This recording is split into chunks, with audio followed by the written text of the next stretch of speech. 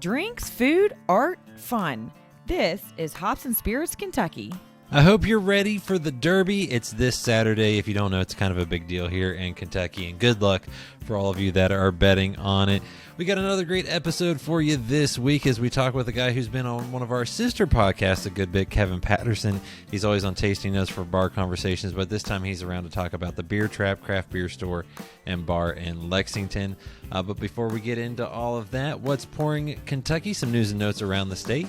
Newport on the Levee will soon be home to Jimmy Buffett's Margaritaville Resort, bringing the development multiple new restaurants and a hotel. The resort will feature more than 260 rooms and 3 restaurants with the Margaritaville branding. The resort's rooftop will have a 5 o'clock somewhere bar complete with a pool and a 2,000 square foot event facility. The hotel will go in the empty lot near the Newport Aquarium in the old IMAX Theater. Construction is expected to start in a year. Margaritaville Resort is joining a lineup of various other businesses coming to the Levee, including 16 Lots Brewing, the Brookery Cafe and Play, and the Galley on the Levee. Over in Louisville, Goodbounce Pickleball Yard is bringing pickles and pads to 515 Rivershore Drive. In Derby City, the city's first pickleball and entertainment complex officially opened its doors and pickleball courts to the public back on April 17th. The 45,000 square foot space boasts 6 pickleball courts, a game yard with cornhole, bocce, and more lawn games, picnic areas with benches, swings, tables, and shade shelters, an indoor bar that features cocktails with pickle garnishes and rotating beers from 1020 Craft Brewery. Build your own tacos, burritos, nachos, gourmet burgers, fried chicken, and small plates by the Happy Belly Bistro. The courts are open daily, and you can reserve a quarter sign-up for a monthly membership online at their website. Ale 81 is debuting a limited edition peach flavor on Monday, May 8th. The new soda is described as a blend of sweet, sunny peaches with its signature ginger flavor. It will be available in 4-packs, and there will be a series of events throughout the Commonwealth to celebrate its peachy launch. And Louisville's Ale Trail 502 Beer Appreciation Day returns on Tuesday, May 2nd, and participating breweries throughout Louisville will showcase the best of their craft, offering a selection of special releases and pint specials priced at just $5.02 in honor of course, the area code there. You can find more info on the event and the trail at LouisvilleAleTrail.com. But up next is our Q&A with Kevin Patterson. He's a cicerone, national beer judge, and the manager of the Beer Trappe craft beer store and bar in Lexington. I hope you enjoy. Remember to check out Hops and Spirits on social media at Hops Spirits, all one word, on Instagram, TikTok, Facebook, and Twitter.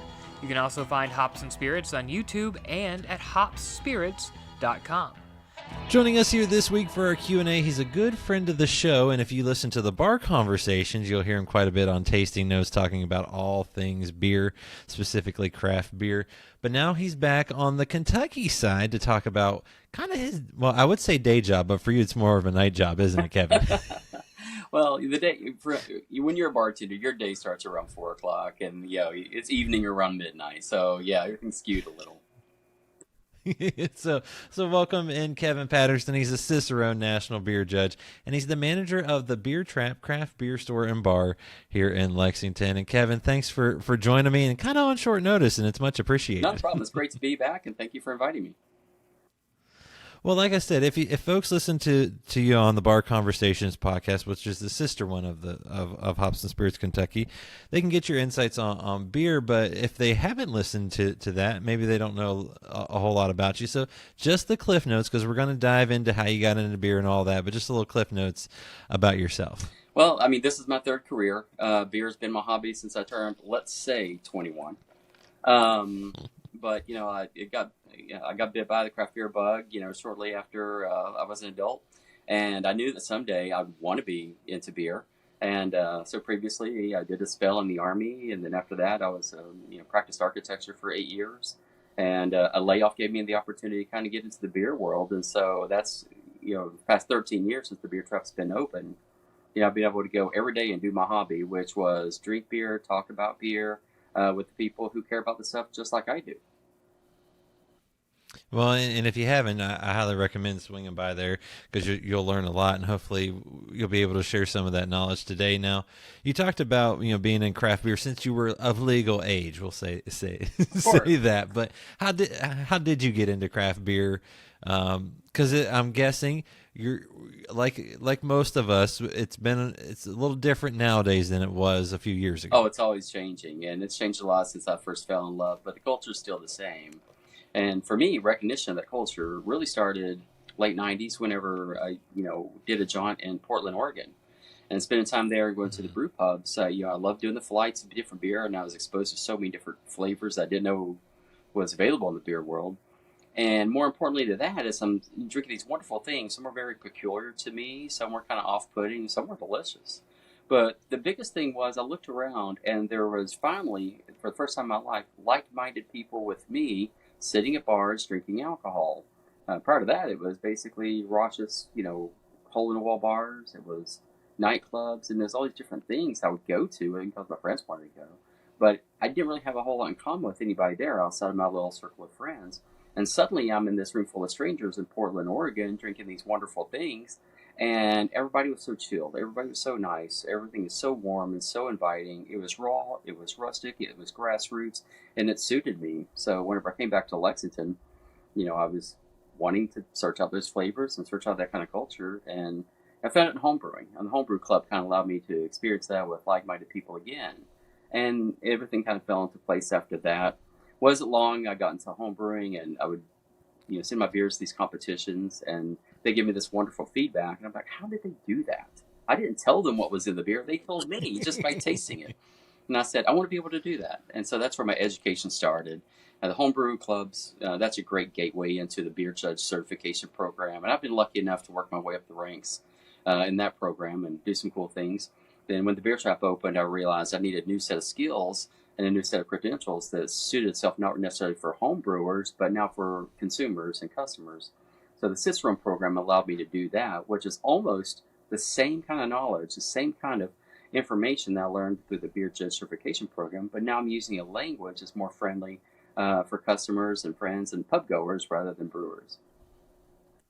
And for those that are maybe unsure, you kind of mentioned the two things that you do. The cicerone program, they might not have heard that, but if say you're from the wine world, sommelier, master or bourbon stewards in that kind of world.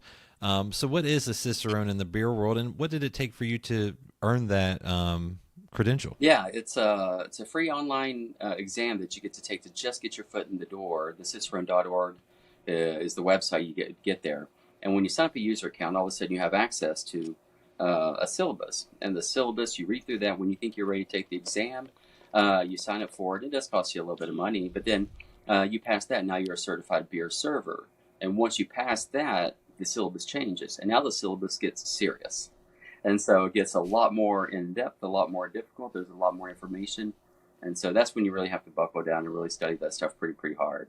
And so it was really fun going through the process. Even if I didn't pass the exam, I was really thrilled to be able to read that stuff and study that stuff and learn it. It was really cool. And give people an idea of the Cicerone exam that I took.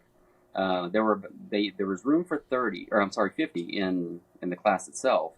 When it comes time to take the exam, many had dropped out. They paid the $300 and something, and many of them had dropped out. There was only 13 of us that sat for the Cicerone exam, and there was only one person that passed that day, and that was me.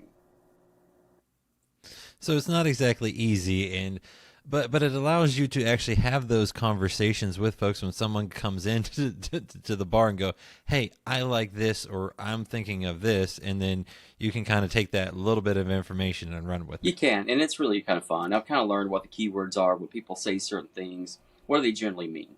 And sometimes you get it wrong, but most of the time you get in the ballpark, and as long as you talk about the right details of the beer, right details of what they're experiencing, they can follow you a little bit. What I learned is people, whenever it comes to their palates, it's a very sensitive issue. And if you say something the wrong way, and if you offend their palate, you've offended them. So you got to be really careful about how you say things and how you come across to that customer if you expect them to return. And on the same lines, obviously, like you said, the cicerone program is one thing. The national beer judge is something different, but in a way similar. Can you explain kind of what the national beer judge process was like and what it allows you to do, so to speak? Yeah, the BJCP, or the beer judge certification program. You sign up with a homebrew club, and if there's enough people who want to take the exam and study the course material, they'll organize a class, as long as some of those people are advanced enough to be able to host a class.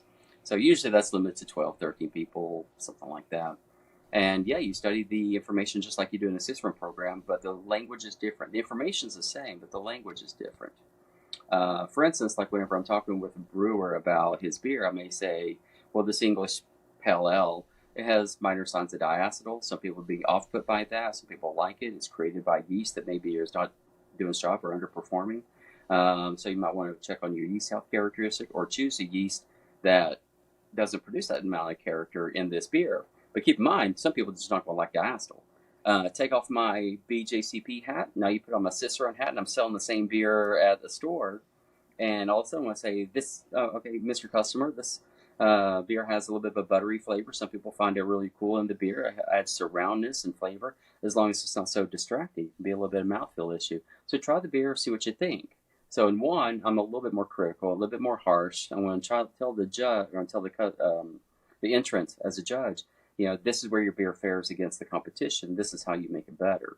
When it comes to the customer, it's basically saying, here's the beer. I'm going to guide you through the flavors. And based on what I'm saying, is there enough information here? Do you have confidence in the purchasing power to be able to buy that beer? So it's saying the same thing, but it's using two different sets of language.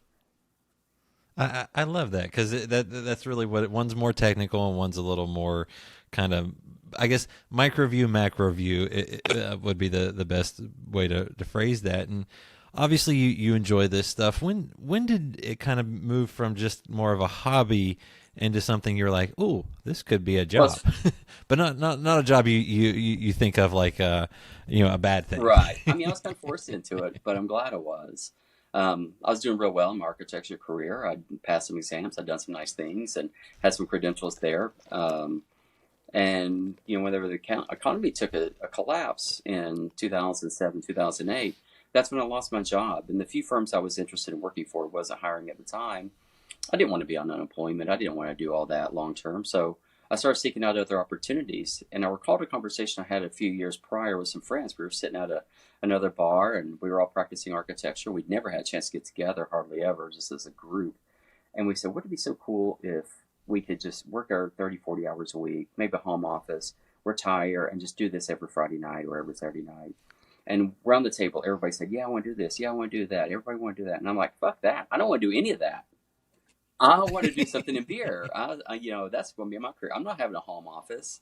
I'm not going to take a backseat whenever it comes to architecture. I want to completely out at some point, and I want to do something in beer. And I didn't know whether I wanted to work at a brewery or run a tap room or what I wanted to do. My hobby up to that point had been judging beers and traveling quite a bit for that. I'd written some beer columns. They get picked up by some cool magazines. I was very happy to have that, but that wasn't going to pay the bills. So I had to get into the commercial world of beer brewing or bartending, bar managing, to make it work. And I was 36 years old at the time. I had no idea if I had the chops to do it. I'd never worked in the service industry a day in my life. So immediately I jump in there to the bar scene. I'm trying to be a bartender at 36, and I'm asking 21-year-olds how to do this job. That was pretty humbling. But I knew I had to learn that if I was going to do well in this profession and stay in it long term. And it's been 13 years, and it's been a lot of fun. And at this point, I don't see me doing anything different. And I was going to say, and you do it well. And like I said, I always enjoy when I stop by the Beer Trappe and have a drink and talk with you. How did you end up at the Beer Trappe? Well, as a mom, I got frustrated. I went to an interview for architecture earlier in the day. March Madness was just getting started. It was on Thursday. So it was an early interview. It's a firm I didn't want to be at anyway. I was so discouraged. I didn't know what to do. So I said, you know what? I'm going to go have a beer, watch this game, get a slice of pizza, and I'm going to do it at Pazzo's. And when I went to Pazzo's, that's whenever their owner, Tom Baer, he saw me. He's like, hey, I haven't seen you in a while. I've been laid off. I haven't been coming in as much. And so I said, hey, I want to talk to you about something. I don't think I want to get back into architecture, at least not right now. I know you have an in with the beer scene. Tom was, and then Pazos was about the first venue that embraced American craft beer at the time, 2000, 2002. And so I said, if you have an opportunity to get to the beer scene, if you're me, he knew I was a practicing architect. He knew I was, doing some other things. And I said, what advice would you give a guy like me? Where's my in? And he said, your in is with us. We're getting ready to open this new store. He said, I think you'd be a good fit. So I decided, okay, I'm going to come on for 3 months to train the staff. And I just never left. So it's amazing how that works. And, for those that get to visit the Beer Trappe, what can they expect when they actually step through those doors? Well, first of all, if you've never been, it can be a little bit overwhelming because you look to the left of the store and it looks like a store. There's shelves with beers all over the place. Everything is singly marked price-wise retail to go. So you can mix and match along the wall any way you want. You look to the right and it's a very classic bar. It's a pretty well-designed place. I think it's warm, it's inviting, it's cozy. And it's a small shotgun-type space, but we try to design it in such a way where it's very inviting. And we try to make it a place where everybody feels welcome, and whether you're a guy, a gal, we're close to university. We get a lot of international students coming through. Behind us is a really well-established neighborhood with a lot of families. So we want the ladies to be able to come enjoy themselves. And so I think we've done that. My mantra to begin with has been, beer has always been the common person's beverage. And I didn't want to do anything with the sophistication, with the complexity, with the strength and the variety of beers we have to suggest that we're anything other than that. Beers may get a little pricey at times. They may get, strong, and they may seem exclusive. But the beer scene is still all-inclusive for everyone that wants to come in and enjoy a beer. Everyone on a middle-income budget can afford everything in their store. So that's one thing I hang my hat on. But you're not going to know that when you first walk in. You have to come up and talk to us. So sometimes I get tickled, sometimes I get frustrated whenever someone will come in and they won't come to the bar, they won't come to see us. What they'll do is we'll walk around the room, I'll try to get their attention, and they'll just kind of ignore me, they'll just kind of step away, they'll step to the side, they'll look around, they'll look at every surface in the building, they'll look at every face in the building, they'll look at every product there before they come to the guy that finally has all the answers. So I encourage people to come talk with me, and I'll tell you how to break it down. I'll tell you how to make sense of it, so you have courage sitting down and enjoying a pint any way you want. And for those that don't know, it's 21 and up, That right? is, yep. We simply cannot allow anyone younger than that, even the little babies. We're just not the right venue for that, and sometimes we get challenged on that because so many of the tap rooms do allow that. However, just the way that our insurance and our licensing is structured, we just cannot allow anyone under 21 inside. But if you're looking for like a fun night out with a group of friends or a date night nightcap, that's a perfect spot. And two, you guys have a food connection with the sister restaurant kind of next door, the Bear and the Butcher. Yeah, our owner's also on the restaurant next door. So we invite people to get on their menu, go to the bartender, tell them what you want over there, pay for it, and they'll run it over to you just like it's a food truck. It's just a really big food truck. Got very small wheels, you can't see them, and they don't move very fast. But yeah, you treat it very much like a food truck. But if their food isn't what you're interested in, we allow you to get food from anywhere you want. You can, Uber Eats from someone across town or get something down the street. We don't really mind either. And for those that maybe are like, what's a manager of a beer trap, craft beer store and bar do? What does your role entail? Because you are behind the bar, but I'm guessing it's a little more than that on a day-to-day basis. Yeah, during the hours of operation, it's 5 days a week. I'm behind the bar doing general bartending stuff that everybody's kind of familiar with because it's visible. You see me.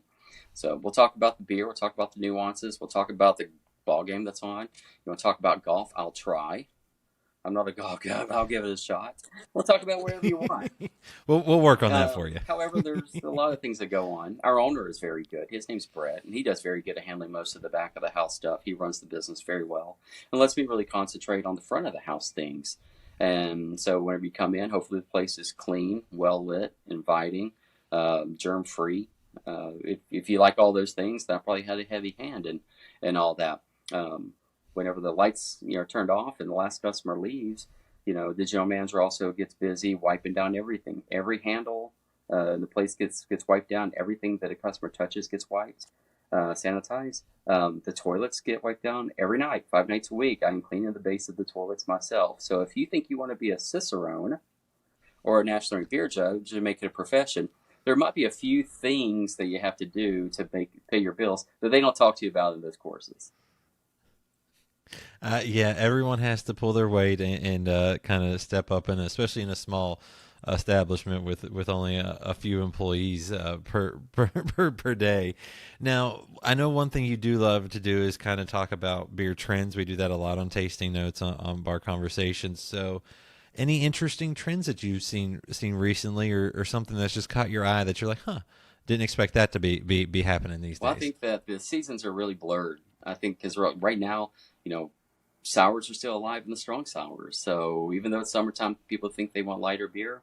Well, think again. They still want the heavier beer, the stronger sours, imperial stouts, pastry stouts aren't going away. Milkshake IPAs, 10% alcohol, rich, calorie heavy. They're not going away.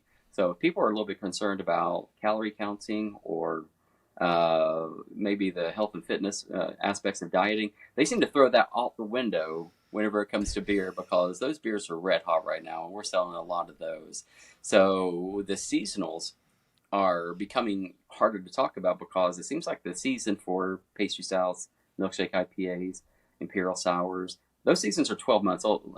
They go year round, it seems like. But we have seen some uptick in some other classic styles too. The lighter beers, the wheat beers, the pilsners. I think we've gotten very clever at making pilsners. Using some German basic techniques, but using American hops is kind of trendy right now. So we're seeing a lot of that stuff come about. And hopefully I'm seeing a little bit of blip in people taking an interest in British ales again. That's kind of been an underlier the last couple of years. Some people come and ask for them. We just don't have many. But I think right now we're starting to see a change. I know Sullivan's out of Ireland. They make some really nice things. We're getting those in predictably and within date. And so that's a big deal for us. So we're able to pick up some more of those beers. So hopefully a trend is an old trend, and that we're going to reestablish some of the more historic styles or traditional styles. Well, and that's usually what you folks can, I feel like, expect too on tap, is a few traditional styles, and then maybe some other things that you can experiment with, along with obviously having the chance to open a can or a bottle. Absolutely. As well.